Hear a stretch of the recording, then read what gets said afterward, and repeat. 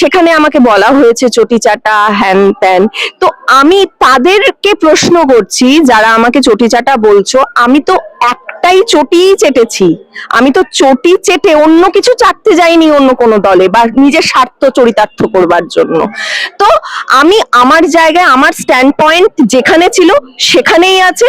আমি এখনো বলি মমতা বন্দ্যোপাধ্যায়কেই আমি সাপোর্ট করি এবং আমার বড় করে তাই। চটি চাটা শুনতে আমার আপত্তি নেই, কারণ চটি চাটা একটা ঐতিহ্য আছে। রামায়ণে ভরত শ্রী রামচন্দ্রের চটি নিয়েছিলেন, তো আমরা নয় মমতা বন্দ্যোপাধ্যায় চটি নিলাম, তাতে আমার কোনো তখন এরাই বলবে আমরা বিজেপি করতাম ভয় পেয়ে। তো এরা না নিন্দা করতে ব্যস্ত, এবং এরা এসেছেই নিজেদের স্বার্থ চরিতার্থ করবার জন্য। স্বার্থে ঘা লেগেছে বলেই এখন এই সমস্ত কথা বলছে, ভয় পেয়ে হয়তো তৃণমূল দলকে সাপোর্ট করেছিলাম বা করেছিলাম। আমরা খেটে টাকা রোজগার করে সংসার চালাই, তো পার্টির টাকায় তো চলে না বা চালাই না, তো ভয়। ভোটের রেজাল্টের পর সরকার বদলের পর বহু মানুষ বদলাচ্ছেন, টলিউডের বিশেষ করে সেখানেই সাধারণ মানুষেরা ক্ষোভ প্রকাশ করছেন, কারণ ভালো খারাপ দুটো সময়ই মানুষের থাকা উচিত, বন্ধু যদি হয়। তো সেক্ষেত্রে ময়নাদি এবং বাবার দুজনকেই বলছে অন্নদা, তো তোমাদেরকে খুব অ্যাক্টিভলি আমরা দেখেছি তৃণমূলের সঙ্গে থাকতে, বিজেপি এলো, তো অনেকেই ভোল বদল করছে। তোমাদের কি ফার্স্টে ডিরেক্ট যাই, তোমাদের কি চেক? দেখো, কে কি ভুল বদলে অন্য দলে চলে গেল সেটা নিয়ে আমার কোনো মাথা ব্যথা নেই। হ্যাঁ, আমি যেটুকু জানি বা ও যেটুকু জানে সেটা হচ্ছে শাসক দলের যখন ভালো সময় ছিল তখন যদি আমি থাকতে পারি, হ্যাঁ, শাসক দলের দুঃসময়ে কেন থাকবো না বলতে পারো? আর আমি ওই মেয়েই নই বা এই ধরনের যে আমাকে সোশ্যাল মিডিয়া অনেকে অনেক রকম ভাবে নোংরা নোংরা কথা বলছে, এবং তার জন্য আমি একটা লাইভও করেছিলাম কিছুদিন আগে। তো সেখানে আমাকে বলা হয়েছে চটি চাটা হ্যান ত্যান। তো আমি তাদেরকে প্রশ্ন করছি যারা আমাকে চটি চাটা বলছো, আমি তো একটাই চটিই চেটেছি। আমি তো চটি চেটে অন্য কিছু চাটতে যাইনি অন্য কোনো দলে বা নিজের স্বার্থ চরিতার্থ করবার জন্য।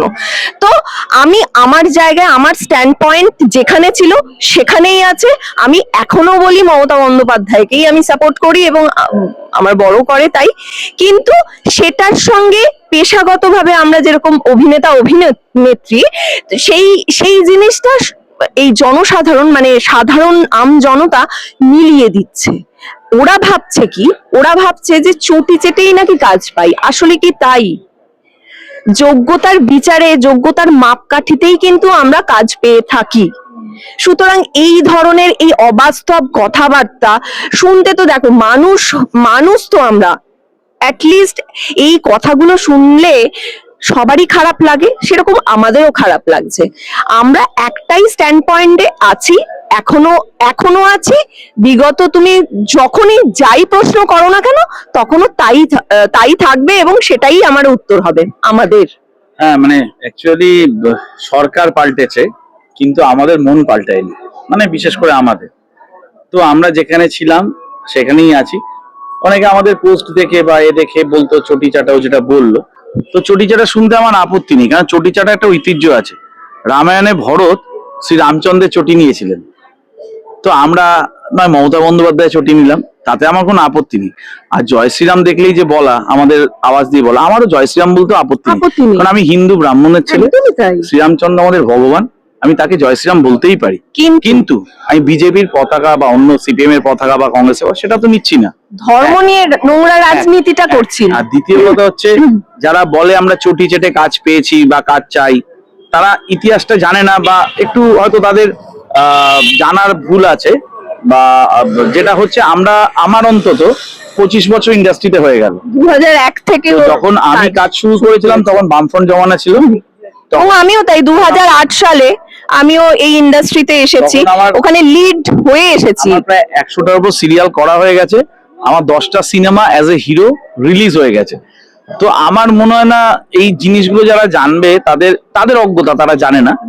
তো তাদের কাউকে উত্তর দেওয়ার প্রয়োজন বোধ আছে। কিন্তু আমার বক্তব্য হচ্ছে, আমি সকালবেলায় বা সারা দিনে যখন আয়নার সামনে দাঁড়াবো, যেন নিজের মুখটা আমি মাথা উঁচু করে দেখতে পারি, যে না এ রং বদলু নয়, এ দল বদলু নয়, এ সুবিধাবাদী নয়। একদমই তাই। ধরো বাবা মা যদি শরীর খারাপ হয়, তুমি কি বাবা মাকে চেঞ্জ করে পাশের বাড়ির বাবা মাকে বাবা মা বলবে? সেটা সেটা তো তো হয় হয় না। তো যেখানে আছি, এবং আমি আশা করব বা আমার দৃঢ় বিশ্বাস যারা এখন ক্ষমতায় এসছেন তারা আমাদের এই ডিসিশনকে সম্মান জানাবেন, একদমই তাই। কারণ তারাও বোঝেন কারা পাল্টি মারছেন কারা পাল্টি মারছেন না। এবং একটা জিনিস ভালো লেগেছে, তারা বলছে যে কোনো রকম দাঙ্গা হবে না, হবে না, কেউ কাউকে ডিস্টার্ব করা যাবে না, এইটা যে ওনারা মেনটেন করছেন, এটা আমাদের খুব ভালো লেগেছে। এবং সত্যি তো দরকার, তো এই দাঙ্গা টাঙ্গা তো কেউ চায় না, শান্তি চায়। তারা তাদের দল করুক, আমরা আমাদের জায়গায় স্ট্যান্ড পয়েন্টে স্টিক করে আছি। আমি গতকালকে, আজকে 10 তারিখ, তোমরা আমাদের ইন্টারভিউ নিচ্ছ, আমি গতকালকে রবীন্দ্র জয়ন্তীতে মমতা বন্দ্যোপাধ্যায় বাড়িতেই ছিলাম, রবীন্দ্র জয়ন্তী পালন করেছি। তো যেখানে আছি সেখানেই ছিলাম, কিন্তু সবাইকে রেসপেক্ট দিই এবং আশা করবো আমাদেরও যেন সবাই রেসপেক্ট দেয়, কিন্তু আমরা যেমন সবাইকে রেসপেক্ট দিই, সব দল মত নির্বিশেষে আমাদেরও যেন সবাইকে রেসপেক্ট দেওয়া হয়।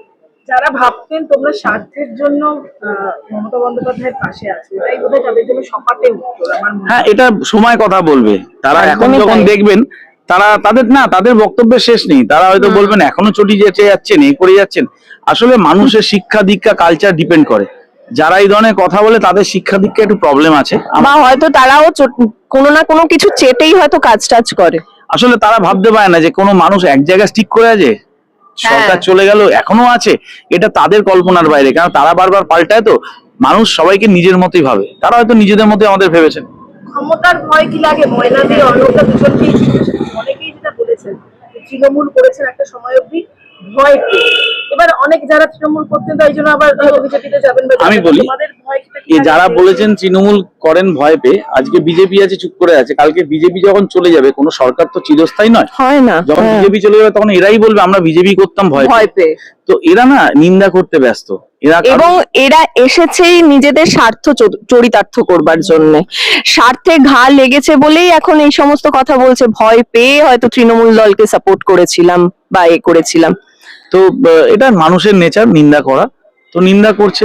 কিন্তু আমার মনে হয় যার অন্তত একদিনও যার সাথে ছিলে বা সাথে থাকো বা ভবিষ্যতে, তার নিন্দা করা উচিত নয়। আমার প্রশ্ন হচ্ছে যে সে কি কিছুই করেননি? আমার একটাই প্রশ্ন, সে কি কিছুই করেননি? হ্যাঁ, ভালো মন্দ মিশিয়েই তো মানুষ, বা সে তো মানুষের ওপর, মানুষের থেকে বেশি ভগবান তো নন যে তার মানুষ মাত্রই ভুল হতে পারে বা হয় বা কিছু, কিন্তু সে তো অনেক কিছু করেছেন আমাদের উন্নয়নের জন্য। তোমরা বলছো যে কাজের কোনো ভয় আছে কিনা ব্যাপারটা, দেখো আমি মনে করি তুমি যদি কাউকে ক্ষমতায় থাকতে ভয় না দেখাও, তাহলে কেউ তোমাকে ভয় দেখাবে না। একটা গাছ সোজা হয়ে দাঁড়িয়ে থাকে, যখন তার অনেক ফল জন্মায় তখন গাছটা ঝুঁকে পড়ে। তাই মানুষ যখন সোজা হয়ে দাঁড়ায় বিনা ক্ষমতায়, যখন তার ক্ষমতা আসে না, তখন মানুষের সামনে তাকে ঝুঁকতে হয়। তো আমরা সেই ঝোঁকাটা ঝুঁকে এসেছি, আমরা কারোর কোনো ক্ষতি করিনি, সবার হেল্প করার চেষ্টা করি। যেমন ইন্ডাস্ট্রি সবাই জানে, যে কোনো টেকনিশিয়ান বলো, আর্টিস্ট বলো, এখন যারা নিন্দা করছে, যারা বিরোধী দল করছে, তাদেরকে আমি নাম ধরে ধরে বলতে পারি, ক্যামেরার সামনে বলছি না, তাদের সবার যে কোনো জায়গায় অসুবিধা হলে আমাকেই ফোনটা করতো, হসপিটাল বলো, থানা পুলিশ বলো, যে কোনো প্রবলেম হলে, এবং আমার যথাসাধ্য ক্ষমতা, যতটুকু ক্ষমতা আমি চেষ্টা করতাম তাদের হেল্প করা। তো আমার মনে হয় না, তুমি যদি মানুষের সাথে ভালো ব্যবহার করো, কেউ তোমাকে ডিস্টার্ব করবে। ভয় পাওয়ার কোনো কারণ নেই। তোমরা বলছো ভয় পাওয়ার কথা, এক মানুষের সাথে ভালো ব্যবহার করলে তোমার ভয় পাওয়ার কারণ নেই। কারণ আমি বিশ্বাস করি যত বন্ধুরা আছেন বিরোধী দলে বা অন্যান্য দলে, তারাও বোঝেন, তারাও তো মানুষ, একদমই তাই। তাদেরকে যে রেসপেক্ট দেওয়া হয় তারাও রেসপেক্ট দেবেন। যারা বদমাইশি করেছে। আর দ্বিতীয় কথা হচ্ছে, আমাদের দুজনেরই কারুর ভাইবো না যে পার্টির পয়সা টাকা সংসার চলে। আমরা 2000 সালে, আমি তো 2000 সালে আগে থেকে কাজ করছি, যখন বামফ্রন্ট জমানা ছিল, এখনো করছি, বাম জমানায় কাজ করেছি, তৃণমূল জমানায় কাজ করেছি, আশা করছি যখন নতুন সরকারের সেই জমানাতেও কাজ করব। তো আমরা খেটে টাকা রোজগার করে সংসার চালাই, তো পার্টির টাকায় তো চলে না বা চালাই না, তো ভয় পাওয়ার কিচ্ছু নেই। হ্যাঁ, মানুষের মুখ, মানুষ যে যা খুশি বলতে পারে, কিন্তু যারা বলছে তাদের মিনিমাম একটা কমেন্ট পাস করার আগে তার কমেন্ট দেখলেই বোঝা যায় তার শিক্ষা দীক্ষার মান কতটা।